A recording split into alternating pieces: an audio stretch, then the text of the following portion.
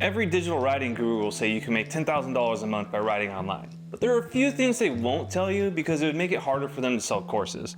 So in today's video, I want to share with you 3 things nobody tells you about starting to write online so you don't burn out and give up before you even have a chance to see results.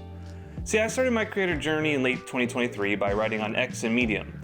In January, I started to write a weekly newsletter. And as of March, I've started making YouTube videos once a week.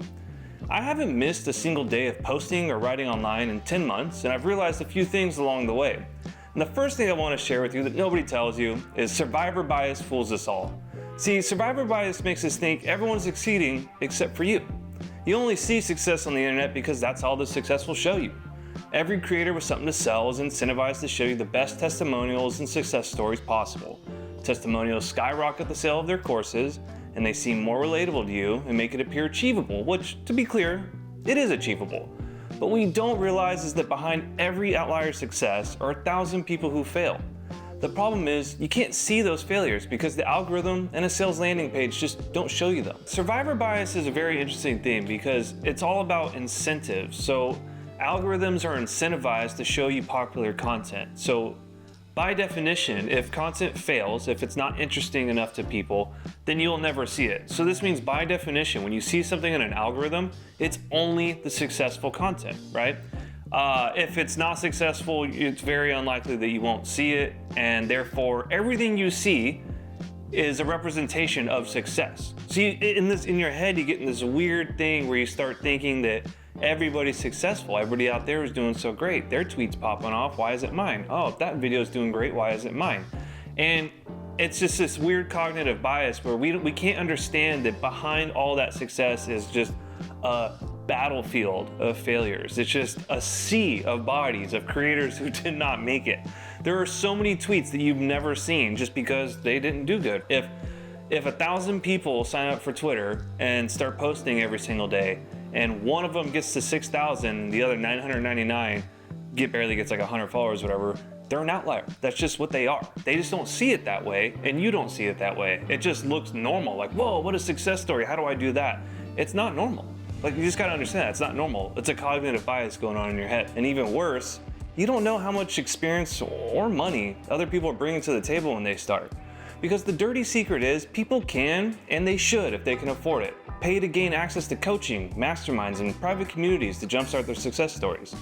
So the solution to this is don't fall into the trap of comparing yourself to others. Only compare yourself to the previous version of yourself because you can't possibly know how much behind the scenes help these other creators have or how much luck was involved. So don't assume anything. The second thing nobody tells you is it's addicting. Nobody tells you that being a creator is signing up to become a dopamine junkie. This one I know because it happened to me. See, I got really excited because it was a new venture and I went really hard in the beginning. And I started constantly checking notifications or responding to DMs, comments, and before I knew it, I couldn't focus on actually creating content because I was constantly checking on notifications and trying to keep up to date. And the reality is, you have to do this if you want to grow your accounts. Every time my account grew, I was spending hours a day networking on the platform. And every time my account stagnated, I was spending hours a day creating content I actually cared about. But the thing is you need both. Your work can't help anyone if your account isn't growing, and your account won't grow if you don't have anything useful to help people. And what's worse is the successful creators never mention this. They are completely absorbed. And they do love it, by the way. They're just addicted, and nobody really warns you about it. They walk around talking like they just casually sit in front of a computer for 2 hours and like magic, cash appears in their bank accounts. These people have all had to grapple with work-life balance to manage those obsessive tendencies. These social media platforms are so addicting for creators, it's unbelievable. Nobody talks about how often creators will look at the analytics. I mean, anybody who's been on YouTube for any amount of time will tell you that YouTube Studio is extremely addicting. You see the numbers like, oh, how many views did I get? And, oh, what was the engagement and retention numbers? And everybody gets all like, ugh, about the numbers. And it's just like so addicting. And then the comments, the notifications, the constant DMs, like if you're not careful, you can get really sucked into this world where you're just constantly looking at your phone, constantly pulling your phone up anytime like you have a free moment in your head. Because you're like, oh, did my views go up? Or, oh, do I have any comments to respond to? And you get in this crazy addictive dopamine cycle where you just can't get off the hamster wheel. So you really got to be careful with like how addicting these platforms are, because nobody really warns you about this. They tell you that social media is addictive as like a consumer, right? Like people will scroll and watch TikTok all day and everybody knows about that. Everyone's like, oh yeah, that's a bad thing. But they won't tell you how addictive it is as a creator, because you start to feed off of this positive feedback that's coming in and all this data that's coming in, and you start obsessing over it. And nobody gives you that warning. So I do want to give you guys that warning that it's not as cut and dry as like, don't be a consumer, be a creator. There's a little more nuance to it. When you're a creator, you got to kind of separate yourself from all the stuff that's happening and really focus on the work, because the work is what's important. The work is what helps people, not the numbers. So here's my fair warning to you. Becoming a creator can be very life-consuming for the addictive personality, which, by the way, that's everyone. I just don't want to admit it. My solution to this is to incorporate time limits, delete the apps off your phone, and use app blockers if you have to.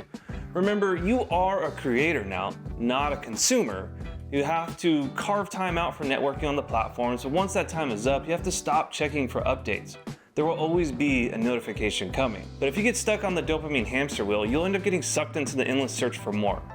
The third thing nobody tells you is it takes way more time than you think. And this one circles back to survivor bias and the marketing ploys of the creators far ahead in the game. They'll say things like, you can reach 10,000 bucks a month writing for 1 hour a day, but they downplay how much effort it really takes. If you're a trained writer with credible expertise, an interesting background, and maybe a successful career or business, then maybe you could get away with 1 hour a day. You already have what people want and desire, making it easier to attract audiences to your message.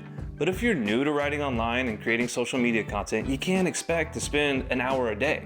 You have so much to learn and figure out, and it demands a lot more effort than that. I'm sorry, you can't just show up to the game, uneducated, no money, working as a barista, and think that writing about your ideas for an hour a day is enough to see success. Nothing undesirable is that easy in this life. Just to give you a little story, I played guitar for 3 hours a day, every single day for a straight year when I was 13 years old. And guess what happened? I still sucked ass after a year, because that's the reality. Everything takes longer than you think. And the worst thing you can do to yourself is ruin your expectations of how this is supposed to go by thinking you're supposed to be further ahead in life than you are. Every person in the creative field that you look up to had to put in their dues and steadily work toward mastery for years.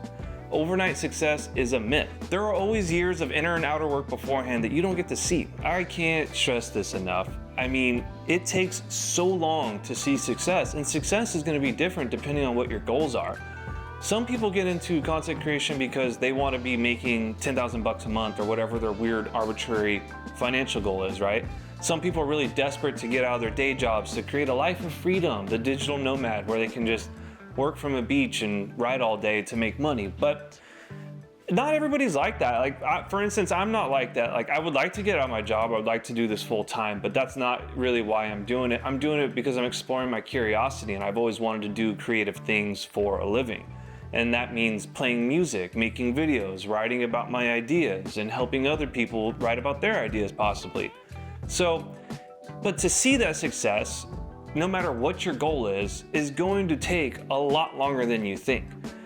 If your goal is financial freedom, I'm sorry, that just doesn't happen overnight. Like, you're gonna have to learn a lot of business skills, you're gonna have to learn a lot of creator skills, how to provide value to an audience, how to speak into a camera, how to write, how to market and connect all the dots to get people to actually buy your product, your coaching service, whatever it is, whether your goal is to make money or to just pursue a little bit more purpose-driven life. Because creativity is this beautiful thing where you learn about the world and then you start to come up with your own ideas about how things can be done different. It's like creating action plans, strategizing, plotting possible futures, and making the world a better place. So that's kind of my goal with content creation, but even that's gonna take a long time. You don't just turn on a camera and change the world, right? Like, you gotta just start working and developing these ideas and researching and writing and doing the grind of really trying to achieve mastery and not try to speedrun this process, because there are no shortcuts in this life. You have to take your time with things. Nothing that's worth doing comes easy, and it's just